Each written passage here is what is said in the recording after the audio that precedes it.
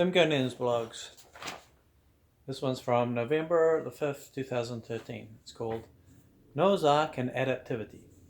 In his book on the origin of species, Darwin proposes that all the animals on Earth originated from something like 12 or 18 proto-species. Being a DIY biblical literalist, I thought this sounded pretty good. After all, God would have had limited space on Noah's Ark to fit everything, so the original number of animals had to be limited.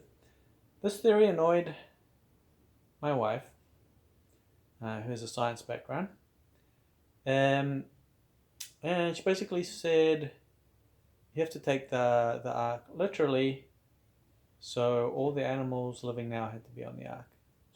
I think it's a view most people kind of hold.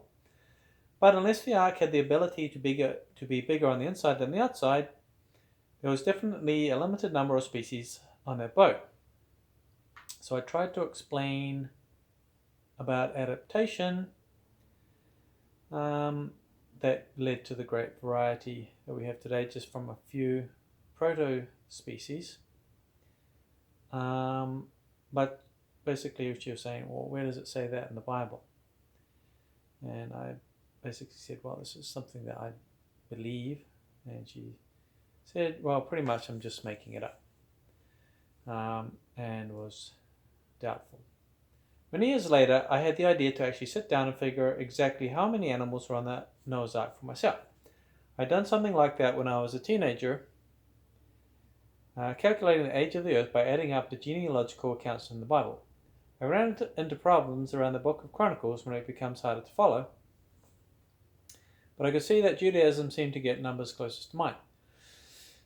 My calculations for the number of types of animals on the ark went something like this: 450 feet long, 75 feet wide, 3 decks, bottom one for plants and grain, 7 pairs of clean animals, 2 pairs of unclean, super species only, because by then, I believe now, instead of having proto-species, could have just been super species, such as horses, seagulls, cats, rats, dogs, etc. So didn't necessarily need, huge animals like elephants and other things. The number I came up with was around 360. I don't remember exactly, but I was impressed with such a decent sounding number compared to the original 12 I started with. But still, adaptation would continue to have to play a massive part in order to bring about the current and past biomass. How would I tell what animals living today were among the original number and what had since come into being through natural selection, as it were? There was no way of telling for sure, but I decided that any kind of animal that could easily adapt to a human environment was a good candidate on account of the idea that animals were originally intended to share their habitat with human beings. This would include dogs, cats, rats, ravens, pigeons, sparrows, sheep, cows, goats, ants, cockroaches, and so forth, maybe bears. The list is massive, but not too massive to fit on the ark. Everything else, such as lions, elephants, and the mysterious creatures of the fossil record, etc., would be an adaptive form of one of the super species. So what am I talking about when I talk about adaptation? I talk about a design feature that God imbued into all organic life to ensure that some form of the original number of creatures that God created would always be on the earth. The form and shape of life would be dictated by the environment and what other species shared their habitat. In the absence of certain key superspecies such as humans or wild dogs and cats, other species would adapt their forms to fill the role in the ecosystem. This process would give rise to the incredible species we see in the fossil record.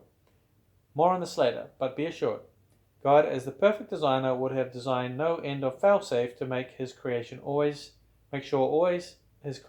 remain perfectly functional. Incidentally, if my theory here is correct, it should be possible to create through breeding the entire spectrum of animals shown in the fossil record, and only a very limited, comparatively limited number of generations. And here's a winter update. It says, as the ark was 45 feet high and had 3 decks, the tallest animal could not have been more than 12 feet high. I think I talked about this in another blog recently. Once you account for the thickness of structural materials, and talking with my wife recently recently she mentioned that the Hebrew indicates that the snake's neck would be lowered to the dust rather than his stomach. So in the original Hebrew. From what I understand, there are two camps on the subject. The first creationist says that God made all animals as they are now, and they can't change because they are made perfect, but the snake changed. Is it no longer perfect? And the camp evolutionists say for Noah's Ark to be true, every ounce of biomass according to the requisite biblical numbers on the planet at that time had to fit in Noah's Ark. Regardless of these rather two non-progressive views, I thought of a possible way to discern which animals were on the Ark, which animals had come into existence since that time, while remaining of their kind, as the Bible says. Firstly, I believe God handpicked the animals, the best of each kind.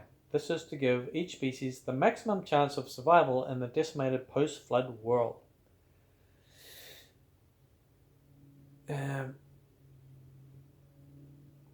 They would have to be fully grown adults with a lot of experience at surviving. Next, they would be the kind of animals that could populate an island from one pregnant female and survive the onslaught of humans, such as ships, cats, rats, and so forth.